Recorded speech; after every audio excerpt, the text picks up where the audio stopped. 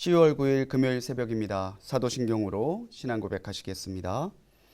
전능하사 천지를 만드신 하나님 아버지를 내가 믿사오며 그 외아들 우리 주 예수 그리스도를 믿사오니 이는 성령으로 잉태하사 동정녀 마리아에게 나시고 본디오 빌라도에게 고난을 받으사 십자가에 못 박혀 죽으시고 장사한 지 사흘 만에 죽은 자 가운데서 다시 살아나시며 하늘에 오르사 전능하신 하나님 우편에 앉아 계시다가 저리로서 산자와 죽은 자를 심판하러 오시리라.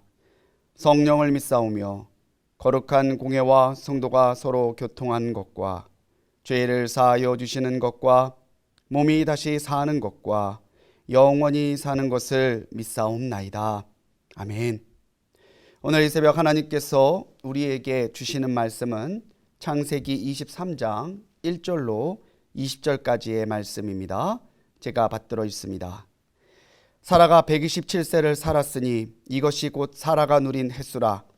사라가 가나안 땅 헤브론 곧 기럇 아르바에서 죽음에 아브라함이 들어가서 사라를 위하여 슬퍼하며 애통하다가 그 시신 앞에서 일어나 나가서 헷 족속에게 말하여 이르되 나는 당신들 중에 나그네요 거류하는 자이니 당신들 중에서 내게 매장할 소유지를 주어 내가 나의 죽은 자를 내 앞에서 내어다가 장사하게 하시오. 헷 족속이 아브라함에게 대답하여 이르되 내 주여 들으소서. 당신은 우리 가운데 있는 하나님이 세우신 지도자이시니 우리 묘실 중에서 좋은 것을 택하여 당신의 죽은 자를 장사하소서. 우리 중에서 자기 묘실에 당신의 죽은 자 장사함을 금할 자가 없으리이다. 아브라함이 일어나 그 땅 주민 헷 족속을 향하여 몸을 굽히고 그들에게 말하여 이르되 나로 나의 죽은 자를 내 앞에서 내어다가 장사하게 하는 일이 당신들의 뜻일진데 내 말을 듣고 나를 위하여 소알의 아들 에브론에게 구하여 그가 그의 밭머리에 있는 그의 막벨라 굴을 내게 주도록 하되 충분한 대가를 받고 그 굴을 내게 주어 당신들 중에서 매장할 소유지가 되게 하기를 원하노라 하매 에브론이 헷 족속 중에 앉아 있더니 그가 헷 족속 곧 성문에 들어온 모든 자가 듣는 데서 아브라함에게 대답하여 이르되 내 주여 그리 마시고 내 말을 들으소서. 내가 그 밭을 당신에게 드리고 그 속의 굴도 내가 당신에게 드리되 내가 내 동족 앞에서 당신에게 드리오니 당신의 죽은 자를 장사하소서. 아브라함이 이에 그 땅의 백성 앞에서 몸을 굽히고 그 땅의 백성이 듣는 데서 에브론에게 말하여 이르되 당신이 합당히 여기면 청하건대 내 말을 들으시오. 내가 그 밭값을 당신에게 주리니 당신은 내게서 받으시오. 내가 나의 죽은 자를 거기 장사하겠노라. 에브론이 아브라함에게 대답하여 이르되 내 주여 내 말을 들으소서. 땅값은 은 400세겔이나 그것이 나와 당신 사이에 무슨 문제가 되리이까. 당신의 죽은 자를 장사하소서. 아브라함이 에브론의 말을 따라 에브론이 헷 족속이 듣는 데서 말한 대로 상인이 통용하는 은 400세겔을 달아 에브론에게 주었더니 마므레 앞 막벨라에 있는 에브론의 밭 곧 그 밭과 거기에 속한 굴과 그 밭과 그 주위에 둘린 모든 나무가 성문에 들어온 모든 헷 족속이 보는 데서 아브라함의 소유로 확정된지라. 그 후에 아브라함이 그 아내 사라를 가나안 땅 마므레 앞 막벨라 밭굴에 장사하였더라. 마므레는 곧 헤브론이라. 이와 같이 그 밭과 거기에 속한 굴이 헷 족속으로부터 아브라함이 매장할 소유지로 확정되었더라. 아멘. 할렐루야. 오늘도 이 새벽 하나님 앞에 변함없이 은혜를 간구하는 모든 성도님들께 하나님의 은혜와 사랑이 함께 하시기를 주님의 이름으로 간절히 축원합니다. 오늘 이 새벽 함께 나눌 이 창세기 23장은 사라의 죽음이 기록되어 있습니다. 하지만 내용을 잘 살펴보면 아시겠지만 사라의 죽음보다도 사라의 매장지였던 막벨라 굴의 매입 과정이 더 상세하게 기록이 되어 있습니다. 물론 사라의 죽음이 굉장히 큰 사건이었지만 오늘 창세기를 쓴 기록자는 이 막벨라 굴이 어떤 의미를 가지고 있는지를 설명하기 위해서 막벨라 굴이 매입되어 있는 과정을 상세하게 적어 알려주고 있다는 것이죠. 죽음은 이 땅에서의 시간이 끝난 것을 의미하죠. 죽음을 대하는 태도가 믿는 사람과 믿지 않는 사람은 확연히 다릅니다. 우리가 죽음을 대할 때에 단순히 이 땅에서의 시간이 끝난 종결의 의미로 받아들일 것이 아니라 죽음 너머에 있는 하나님의 영혼을, 하나님의 은혜를 바라보는 믿음의 시각이 필요하다는 것이죠. 오늘 사라의 죽음으로 막벨라 굴을 매입하게 됐지만 오늘 창세기는 그렇게 매입된 막벨라 굴이 그 땅을 하나님께서 주시겠다고 하셨던 그 약속의 첫 걸음이라는 것을 더 강조하고 있습니다. 그래서 막벨라 굴은 단순한 토지의 구입이 아니라 단순하게 사라 한 개인의 장례식에서 끝나는 것이 아니라 오늘 우리에게 하나님께서 말씀하고자 하시는 인생의 진리를 담고 있는 상징이라고 볼 수 있는 것이죠. 오늘 사라가 묻힌 이 막벨라 굴을 통해서 우리는 삶과 죽음, 하나님이 우리 삶에 원하시는 하나님의 계획을 발견할 수 있는 것입니다. 먼저 막벨라 굴을 볼 때에 우리가 기억해야 되는 것은요, 우리가 이 땅을 잠시 거쳐가는 나그네와 같은 삶을 살고 있다는 것입니다. 사라가 127세로 이 땅에서의 삶을 마감했어요. 굉장히 이례적입니다. 여성의 수명이 기록되어 있는 유일한 여성, 이 여성이 사라예요. 그만큼 이스라엘 역사에 있어서도 하나님의 구원 계획에 있으셔도 이 사라의 존재가 얼마나 중요한 존재였는지를 잘 알려주는 단면적인 예라고 볼 수 있죠. 아내 사라, 정말 자기를 위해서 헌신했고 자기와 동거동록해왔던 반려자 이 사라의 죽음 앞에 아브라함은 극도의 애통함으로 애도하고 있습니다. 한 상담학자가 이야기하더라고요. 최고의 스트레스 지수를 찍는 여러 요인들 중에 하나가 바로 배우자의 죽음이래요. 그만큼 이 아브라함에게는 슬픔이었고 아브라함에게는 모든 것을 내어주어도 바꿀 수만 있다면 바꾸고 싶은 순간이었을 텐데 아브라함은 그 순간 사라의 장례뿐 아니라 사라의 죽음을 애도하는 슬픔뿐 아니라 하나님이 과연 이 사라의 죽음을 통해서 내게 무엇을 말씀하려 하시는지를 정확하게 캐치할 수 있는 영감이 있었다는 거예요. 사라의 죽음을 애도하고 나서 아브라함은 밖에 나가 그 지역의 원주민이었던 헷 족속에게 사라의 장례를 치를 수 있도록 도와달라는 요청을 합니다. 그러면서 4절에 자기를 지칭하죠.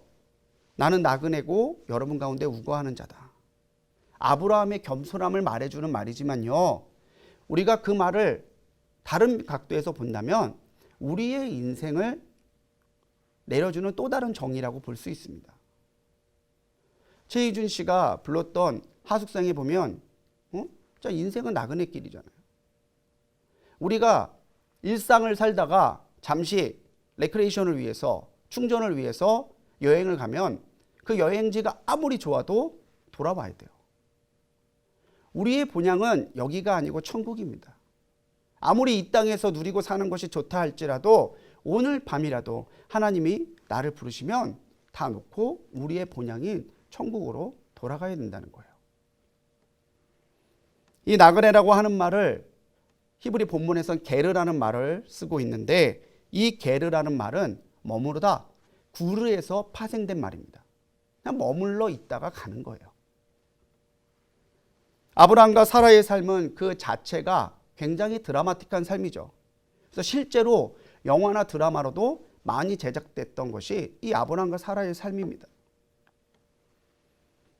우리가 이 사라의 죽음 속에서 도리어 아브라함이 발견했던 것처럼 우리 인생의 한계가 우리 인생의 절망이 아니라 오히려 하나님의 은혜를 입을 수 있는 기회라고 하는 것을 포착해낼 수 있는 영감이 필요하다는 거예요. 쓰임받은 후에 이 땅에서의 삶을 정리하고 본향으로 돌아가야 되는 존재들, 그들이 아브라함과 사라뿐 아니라 바로 우리들이라는 거죠. 사라의 장사 준비는 또한 아브라함 본인의 장사 준비이기도 했습니다. 나중에 이 막벨라 굴에서 아브라함도 이삭도 리브가도 야곱도 다 거기에 묻혀요. 세상은 알면서도 하나님께 나가지 않거나 또는 모르기 때문에 죽음 이후의 삶을 생각하지 않습니다. 사람이 오늘을 살면서 자기의 한계를 기억하고 살지 않고 오히려 자기는 영원히 살 것처럼 살아가지만 언젠가는 우리의 삶이 끝이 있다는 거예요.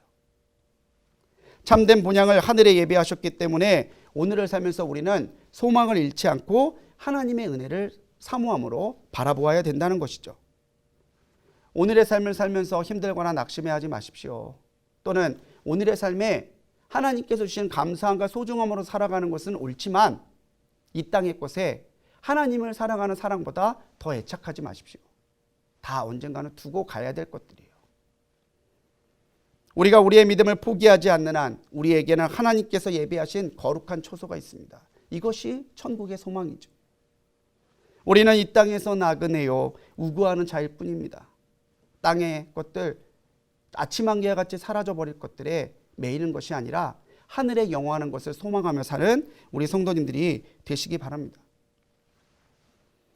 아브라함이 사라의 장례를 요청하자 헷 족속이 허락하는데 이 말을 잘 들어보면 부분적인 허락이에요. 아브라함은 자기에게 이 헷 족속 다른 사람이 가지고 있는 그 땅을 내게 주어서 거기에 있는 굴을 자기의 소유주로 하게 해달라고 말하고 있습니다. 그런데 헷 족속이 정중하게 사라의 장례는 허락하고 있지만 이 매매는 허락하지 않아요. 이방인이 아브라함을 존경하기는 하지만 아브라함이 이 땅에 자기의 소유를 갖는 것은 그들이 싫어했다라는 거죠.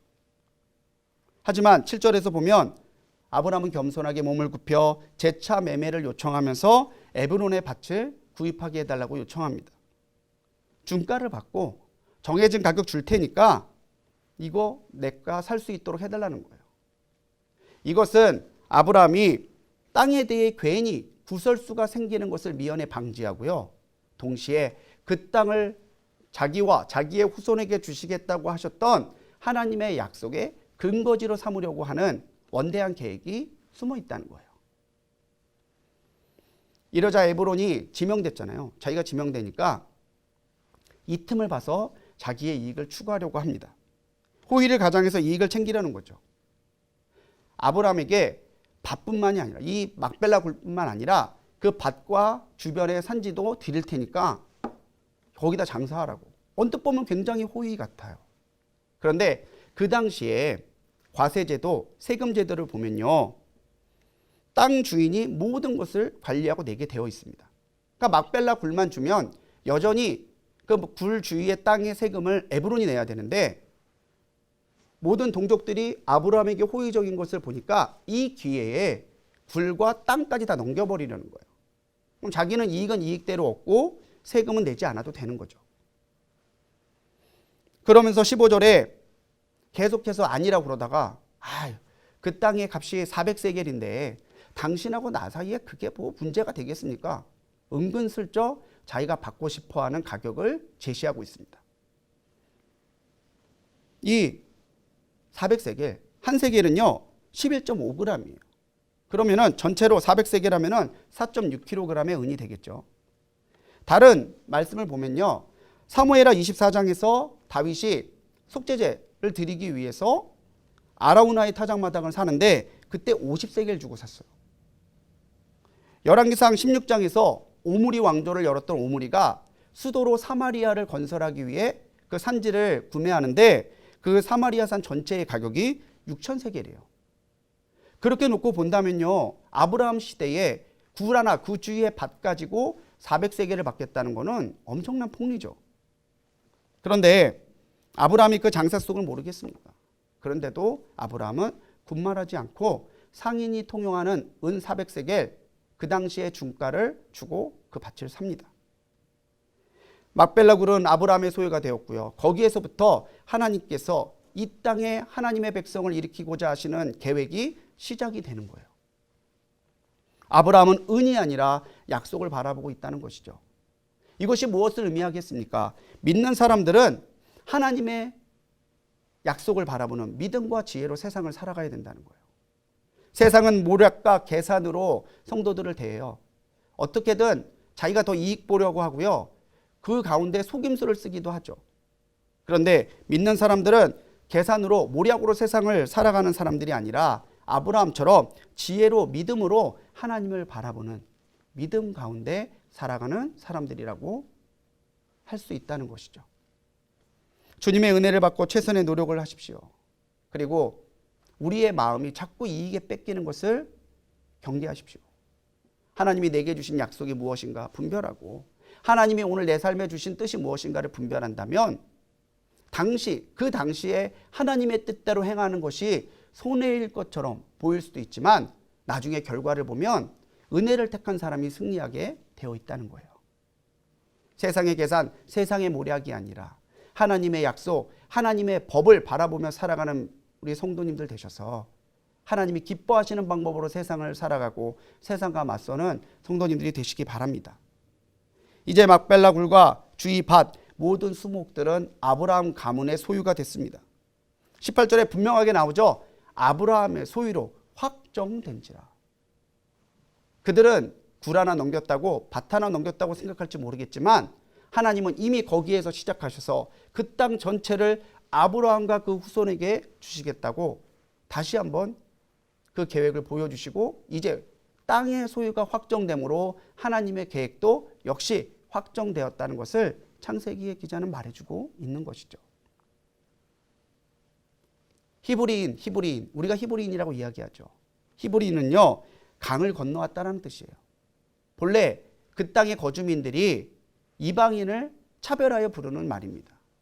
그런데 아브라함이 믿음으로 그 땅을 사고 아브라함이 믿음으로 하나님의 약속을 바라보았더니 조롱의 이름이었던 히브리가 오히려 그들의 민족의 정체성을 말해주는 이름이 되었잖아요. 우리 감리교도 마찬가지입니다. 메도디스트, 규칙쟁이라는 말이에요. 철저하게 영성을 훈련하고 하나님의 말씀대로 살아가는 그 모습을 보고 야, 쟤네들은 규칙쟁이야. 규칙가대로만 살아가. 조롱의 말이었어요. 그런데 하나님 앞에 믿음으로 살아가는 감리교의 신앙의 선배들의 그 모습과 신앙 속에서 이 규칙쟁이 메도디스트라는 말은 오히려 하나님 앞에 간절하고 신실하게 매달리는 성도의 별칭이 되었다는 것이죠. 사랑하는 성도님들, 바로 이 땅이 헤브론이에요. 바로 여호수아 20장 7절에서 갈렙이 유다 지파의 땅으로 분깃으로 받은 땅이 여기예요. 그뿐입니까? 다윗이 이스라엘 전체의 왕이 되기 전에 남쪽 유다의 왕이 됐을 때 즉위했던 것도 헤브론이에요. 아브라함의 신앙의 결과이죠. 자손에게는 하나님의 은혜와 복이 임했어요. 아브라함 자신에게는 하나님 앞에 믿음을 보일 수 있는 기회가 되었어요. 바로 이것이 오늘 우리가 선택하고 살아갈 때에 우리의 기준이 되어야 된다고 하는 것이죠. 우리가 알아야 되는 건요, 하나님의 계획은 우리의 생각과 다르게 작은 데서 시작될 때가 있어요. 보잘것없는 일에서, 보잘것없는 사람에게서 하나님의 일이 시작될 수 있어요. 내 자신이 보잘것없더라도 낙심하지 않을 수 있는 건요, 내가 보잘것없어도 하나님이 나를 향해 은혜를 주시고 약속을 주시고 능력을 주시면 나로부터 하나님의 역사가 시작될 수 있기 때문에 그렇다는 거죠. 나를 바라보면 연약합니다. 나를 바라보면 실패합니다. 하지만 하나님을 바라보면 하나님은 그 사람을 통해 그 사람이 어떤 조건의 사람이든지 들어 사용하실 수 있다는 거죠. 굴 하나 산 것이 모든 민족을 향한 하나님의 약속의 시작이 되고 그 지역이 헤브론이 점차 이스라엘 역사의 중요한 중심지가 돼가는 모습을 보면서 오늘 우리가 꿈꿔야 되는 것은 오늘 내게도 하나님이 그 약속을 이루어 주실 수 있다. 그 이적을 일으켜 주실 수 있다는 거예요. 오늘 우리 삶에 막벨라 불과 같은 은혜의 상징이 있습니까? 여러분들 떠올릴 때 하나님이 나를 사랑하시고 변함없이 나와 동행하신다고 하는 증거가 되는 증표와 같은 삶이 그런 사건들이 있습니까? 굴 하나가 아니라 굴 너머에 있는 하나님의 계획을 보았던 아브라함처럼 오늘 내 삶과 내 은혜해 주시는 하나님의 계획과 하나님의 능력을 바라보고 살아가는 우리 모든 성도님들이 되시기를 주님의 이름으로 간절히 축원합니다. 기도하시겠습니다.